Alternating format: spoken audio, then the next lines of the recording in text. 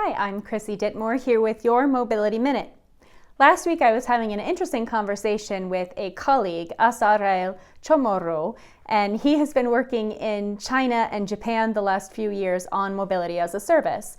So we were discussing the Japanese concept of inside, outside, and it applies to many aspects of the Japanese culture, but in this instance we were talking about specifically for business.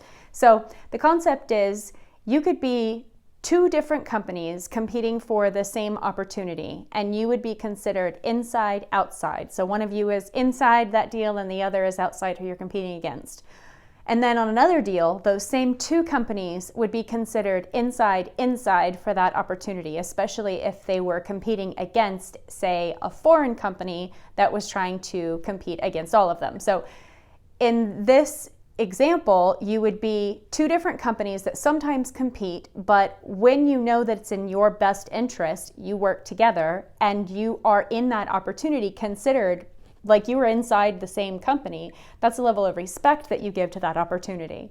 So we were discussing it in terms of mobility as a service and trying to think through who in our ecosystem is not our traditional partner that would typically be considered for anyone in the value chain, your competitor, and how do we need to start integrating with those in conversations, in business arrangements, in contracts, and become more of an inside ecosystem so that we can really start implementing mobility as a service. What do you think? Who else needs to be part of that ecosystem that's not our traditional partner? Let me know in the comments. And until next time, I'm Chrissy, and this is your Mobility Minute.